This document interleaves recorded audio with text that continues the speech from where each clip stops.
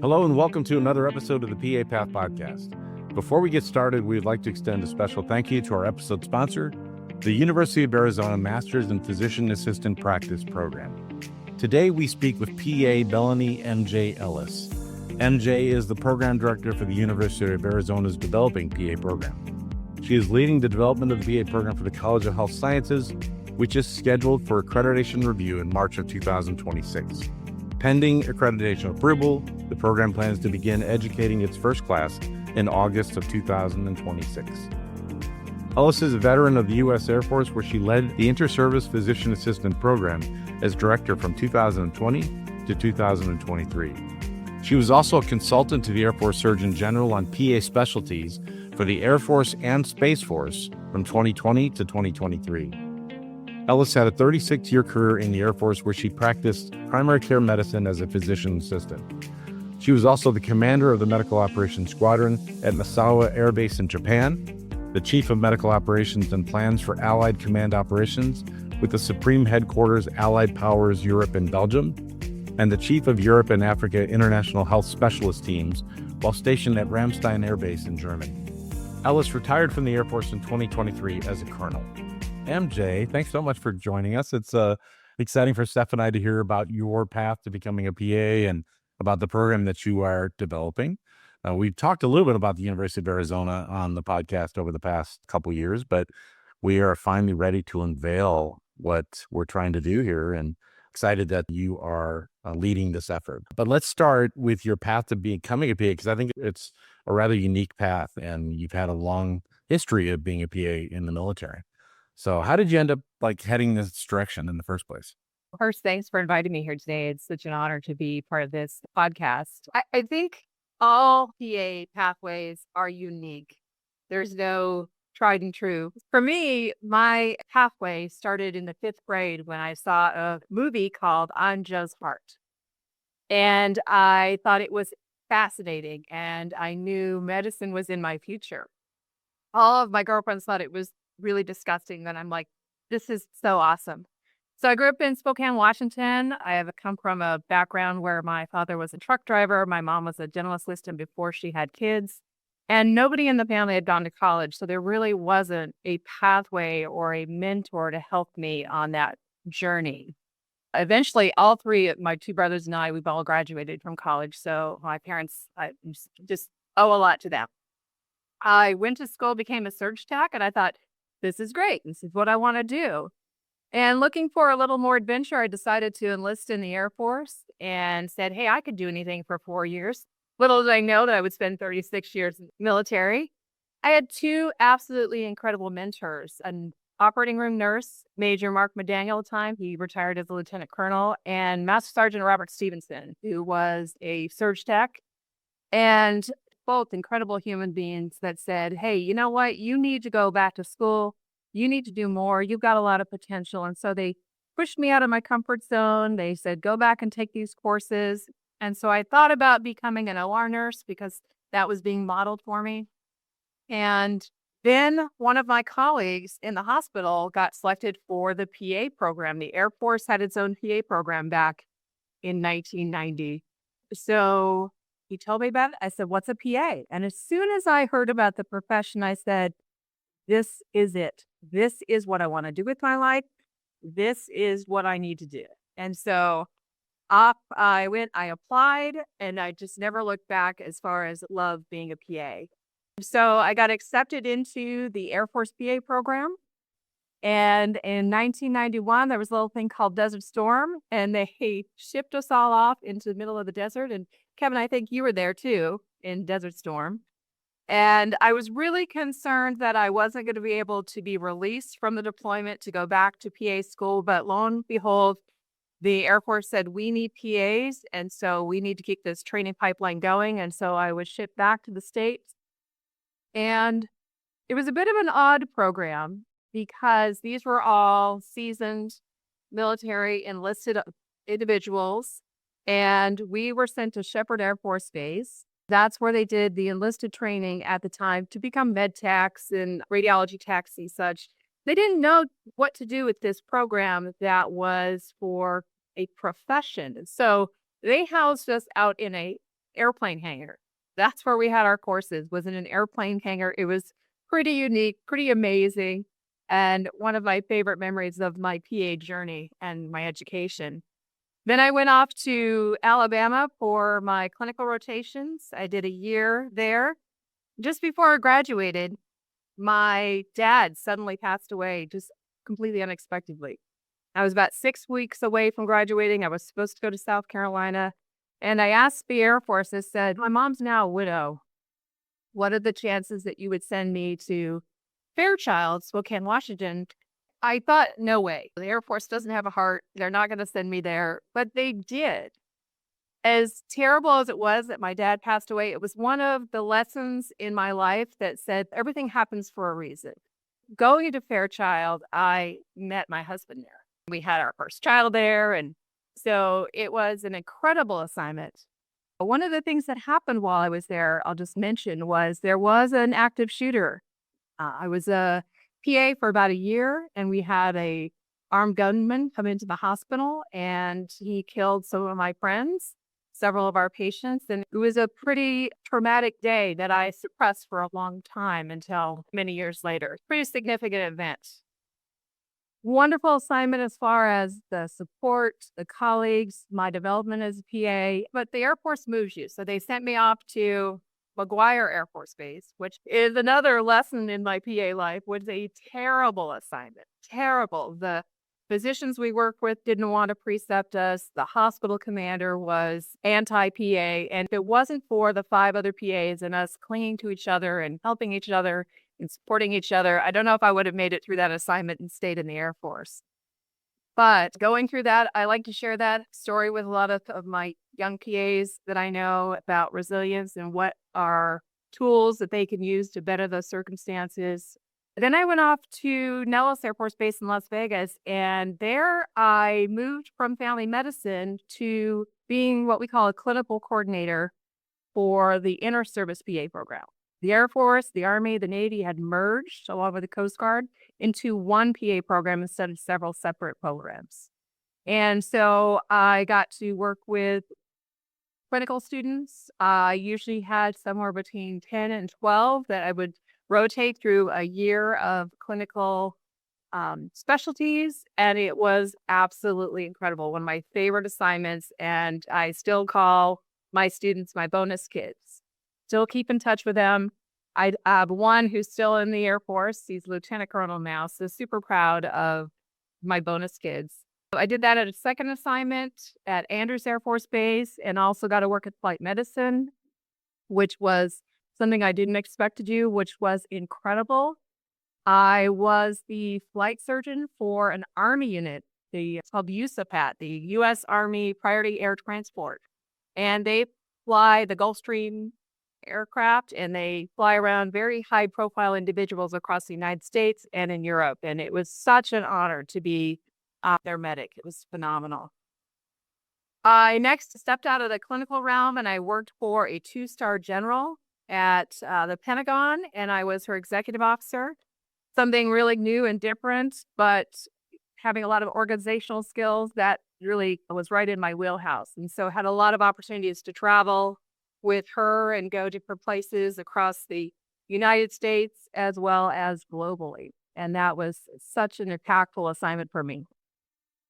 So finishing that assignment, the next opportunity I was afforded was to work for NATO. It had been a physician billet for years, and I was the first PA that got to fill this role in medical operations, and it was absolutely phenomenal.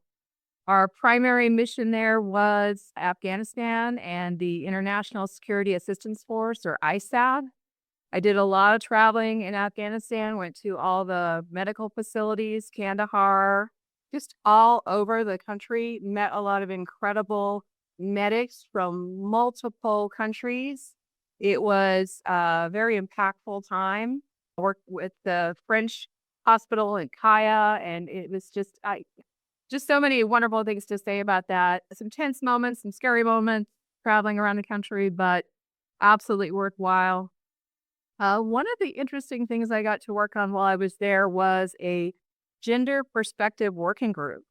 where the United Nations had said, we have to make sure that we are taking care of all perspectives when we are looking at individuals that are employed by NATO or our forces, and also with the individuals that we encounter when we're going into other countries and doing missions, that we have to think about incorporating the daily needs, the supplies for all genders. And that was something it was very much an honor to be part of that for the time that I was at NATO. Another interesting thing about that assignment was dealing with so many countries that had never heard of a PA. I talked about my job and what my role was for NATO, but I got more questions, it seemed like, about, tell us about a PA. What is a PA? We don't have a PA in Hungary. We don't have a PA here. We don't have a PA there. And some positions were very resistant. They were just, oh, we would never do that. That's not true. And UK now has PAs. Netherlands have had them for so long. Germany has PAs. It was quite an interesting time talking about the profession and sharing what we do and how well we do it. So I really appreciated that time. After that, I moved into an international health specialist role in Ramstein, Germany. Primarily, it was with the 17th Air Force, and we were responsible for Africa, missions to the African continent. But after a short period of time, there was a merging between the European teams and the Africa teams. So eventually I was the team chief for both the Africa teams and the USAPE, which is the United States Air Force Europe teams, 107 countries. And my team did a lot of missions. It was pretty incredible. But for me, one of my most memorable missions was going to Botswana and doing a disaster management course, teaching that with another colleague. And the course went great. And what happened on the sidelines was that the Botswana Defense Force had just brought in their first female officer. And they were a little flummoxed with what to do with her and how to have doctrine and policy for women. And it was such an honor to have conversations with her and her leadership.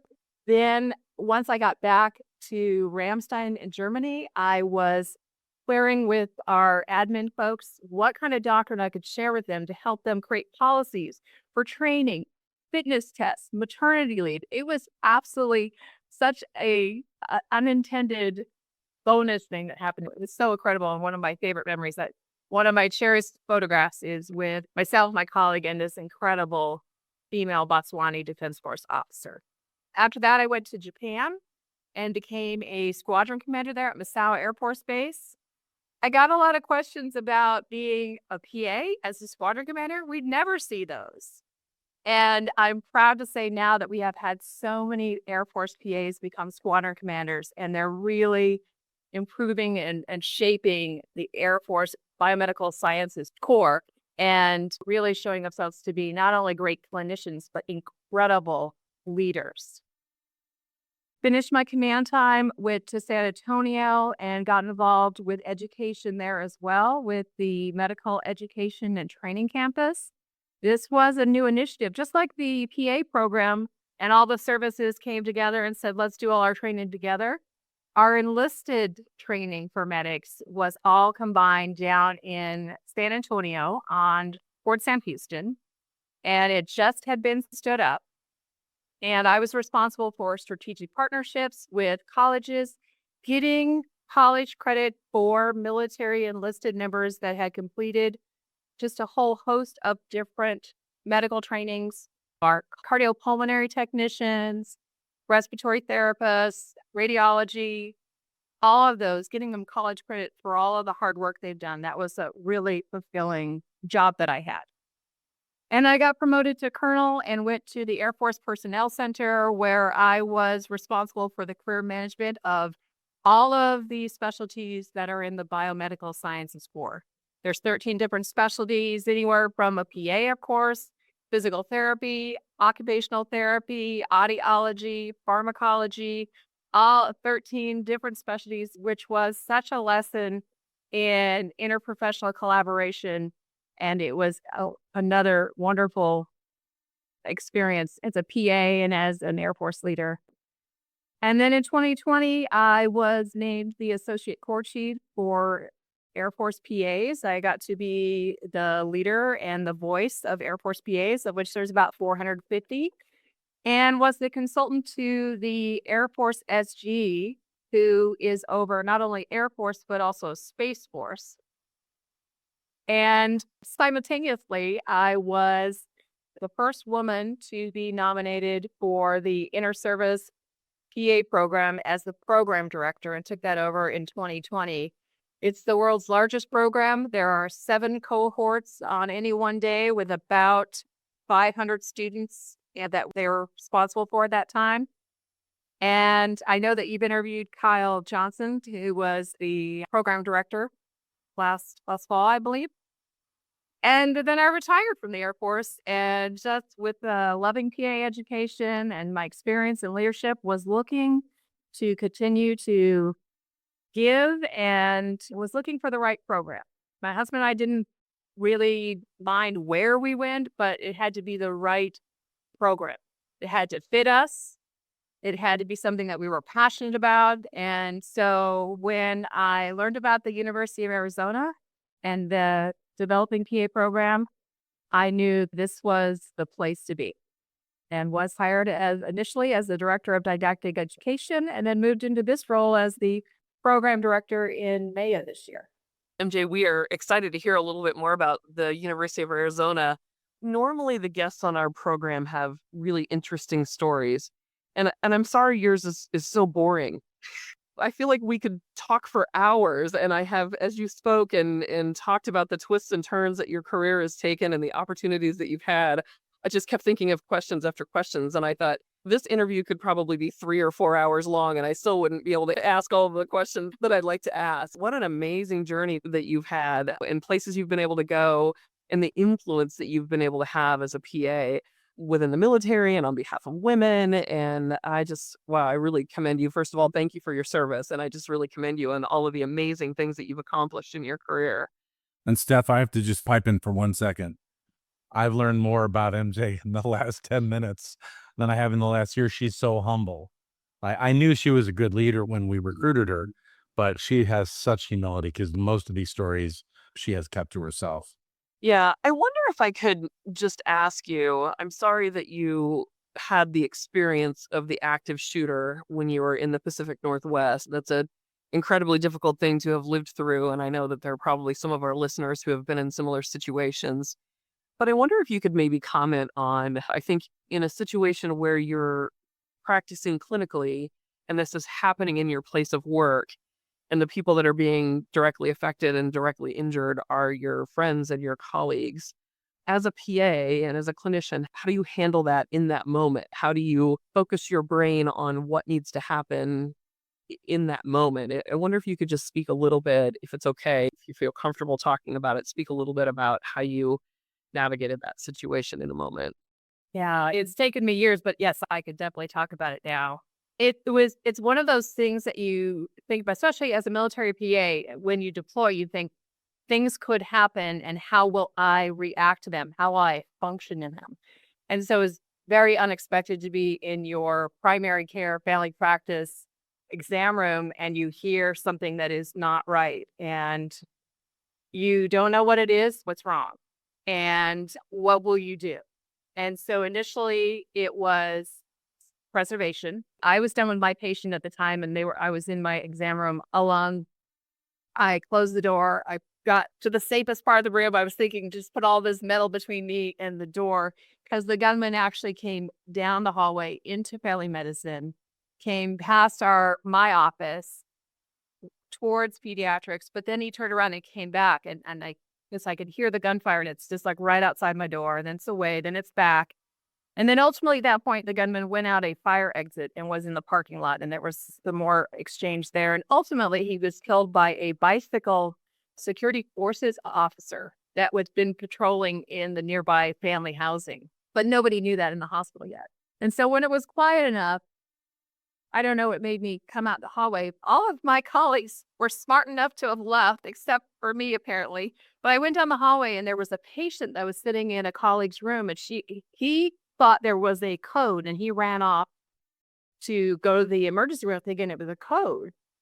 And she was there, and the gunman had walked past her apparently and then turned the gun to her and shot her in the arm. And here I am looking at my first gunshot wound, and it was just automatic. It just clicked. Just all your training just comes in, and you just start taking care of the patient. We got her stabilized. We started an IV. I found a technician. At one point in time, the technician started to freak out. It was like that keep it together moment. And she came back. We took care of the patient. We got the patient down to the emergency area, but not right into the emergency room because there were several others that were worse off. Then you just looking for something to do, and helped with transporting some of our patients to a makeshift medevac area. We had the city helicopters from the city hospitals coming down. And so I was transporting patients out to that site and taking care of them there. And you're just so in this automatic mode that you're just doing what you're trained to. And when I was done, I felt proud of the medical care I'd given, but then just absolutely repressed everything else until years later when it just came back out. We had an active shooter out at Blackland while I was at METC assignment, and it just triggered everything. But I went in and got some incredible therapy, and it was really tough. It was one of the hardest things I've ever done. But I used that to say, here I was, and I was in a Colonel Select at the time. And I said, I got to take care of me, or I'm not going to be able to take care of anybody else. And I've used that again, that lesson for helping others maybe take those steps as well. Yeah, that's such an important message, I think, and an important take-home message for our listeners too, is that we as providers have to take care of ourselves first before we can take care of others. And just removing the stigma of any sort of mental health issues and seeking the help that you need when you need that help. Absolutely. Absolutely. It's hard, but it's worth it. And the reality is, when you face these things like combat, like an active shooter or other tragedies, it's a normal physiologic response that you had. And it's a normal emotional response that you had. And the normal approach to taking care of those challenges is a therapist. That's just the normal response. And we just have to normalize what wellness is and understand, as Steph said, as a clinician, you have the opportunity to lead that. And as a Colonel Select, how impressive that you took those steps and you publicly shared it. Let's take a quick break for a word from our episode sponsor, the University of Arizona PA program. The University of Arizona's developing Master's of Physician Assistant Practice degree program is focused on profound impact and meaningful service. The program's 26-month curriculum aims to prepare PA students to practice person-centered care, focused on building stronger communities in primary care and rural health settings. The curriculum will focus on cultivating clinical and inclusive excellence, wellness, and community engagement, while equipping students to provide comprehensive and accessible healthcare services to all populations. The program is partnering with the Spanish and Portuguese department at the University of Arizona to deliver a medical Spanish curriculum tied to the clinical curriculum, with a focus on preparing our future clinicians to provide care in Spanish and English. Learn more at chs.arizona.edu. All right, let's move on to some of the other aspects of your really interesting background. So Space Force is relatively new. We all learned about it under President Trump's leadership, and there's been a lot of conversation about Space Force, and you had an opportunity to consult on the development of Space Force with your leadership. What can you publicly share about that in terms of where PAs and healthcare is going to contribute to that group?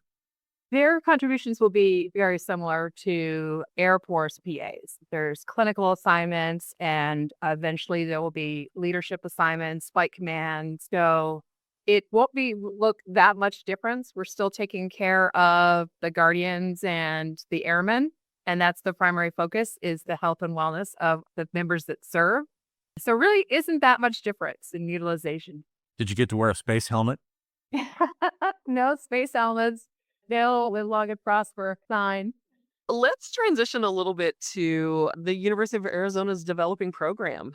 Really anxious to hear a little bit about the program, where you are in your process of development and your timeline when you expect the program to come online. Prospective PAs might be able to apply to the program, and really what is setting your program apart from some of the other programs. Yay, let's talk about the University of Arizona and our PA program. As you said, it's a developing program. It'll be a 26-month program, and we will matriculate our first students in 2026. Next year, we'll be on CASPAs for individuals to apply to the program. We've got an incredible faculty with a phenomenal medical director, Dr. Selma Patel, who sought out to be the medical director for this program.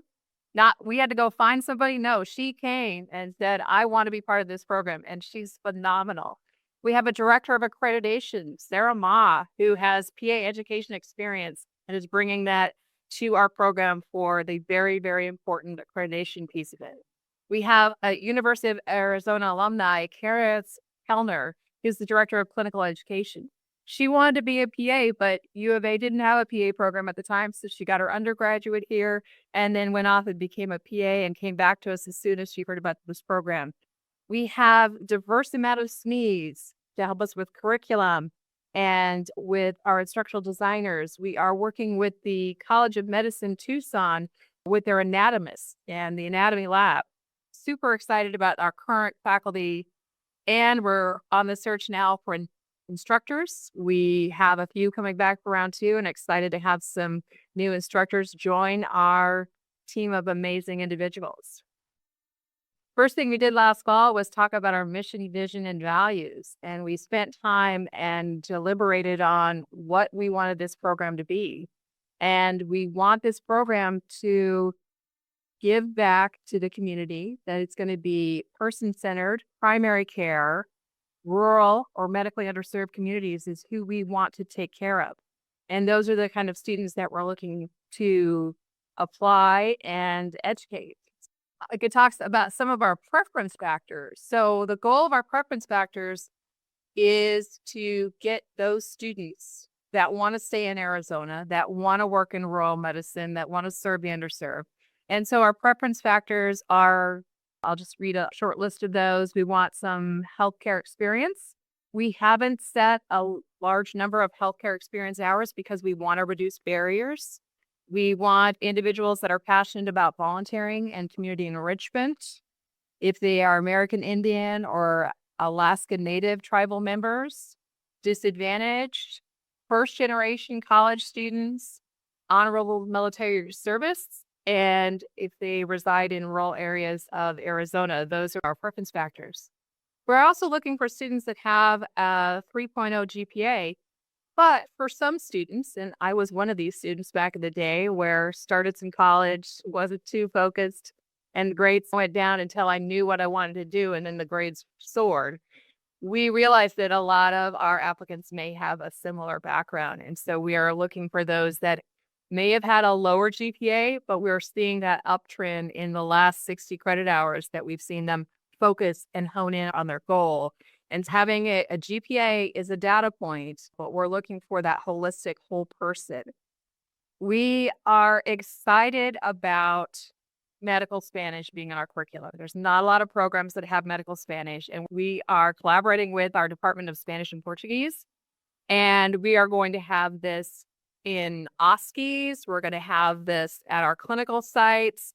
We feel that this is a skill that is going to help have our students be more successful clinically.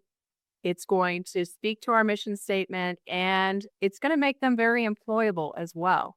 I already have clinical sites who we're seeking to come and send our students there are already asking, when are you going to have graduates? Because we want to hire PAs. So we're super excited about that.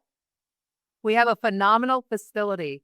We've got a $9 million physical exams lab that's being built. We're going to be using that with the physical therapy department. We have the Arizona Simulation Technology and Education Center, or the Aztec, as we like to call it. It's a 35,000 square foot. It has an entire 7th floor in our building here. And they have debrief rooms. They have several simulation areas that we can do surgery, inpatient, outpatient. They have 3D printers. They can make body parts, suturing, appliances. So we're so excited to partner with them, as well as our Interprofessional Clinical and Professional Skills Center, ICAPS, has 30 rooms and some small group breakout rooms for debriefing, but it's where we're going to have a standardized patients.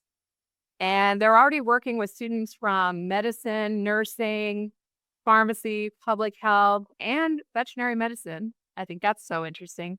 And then they'll be working with our PA students. So we have such amazing facilities and partners that are right here in our building with us.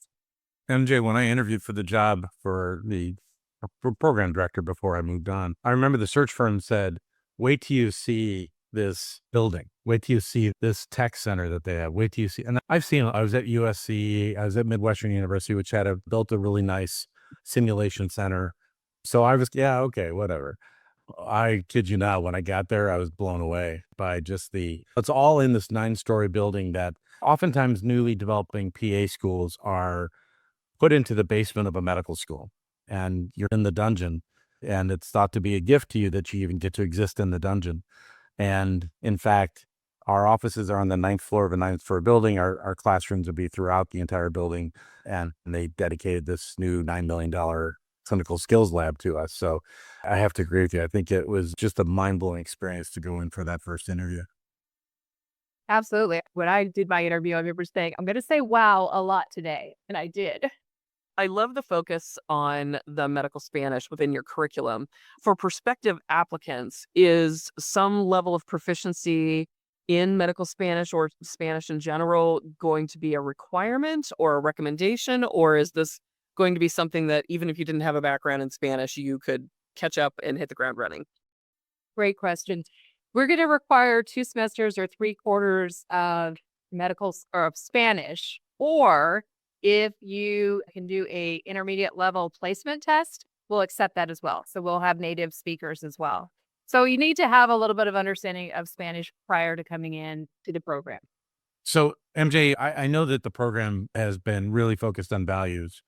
And I wonder if you could talk a little bit about the values perspective when it comes to application. You've talked about preferences, but let's say somebody comes in and they're first generation veteran who has left the military and is excited to come take care of rural patients.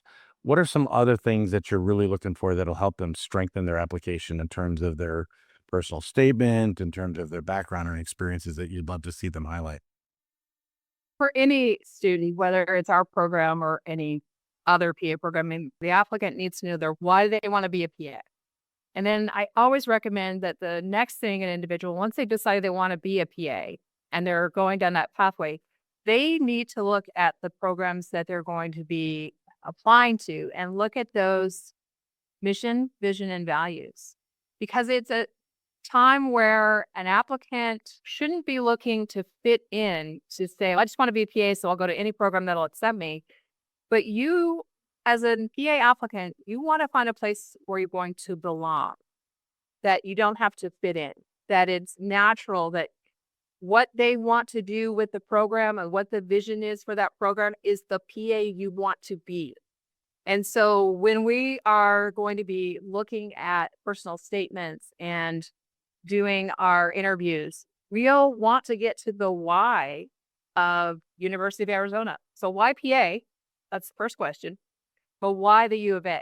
And we would want the students to say, when I read your mission statement, that's the kind of PA I wanted to be. When I read the vision, that spoke to me. And when I listened and looked at your values, you have joy as a value. What's that about? It's unusual, I think, for a program to have joy as a value. And it's something that we talk about, I would say, almost on a daily basis in our meetings, in our products that we're producing, in decisions we're making. We're thinking about the faculty being, the student well-being. We are revisiting our primary doctrine, our mission, vision, and values when we are making decisions for this program. And an applicant really needs to find a program that is going to feel like home and not just temporary lodging.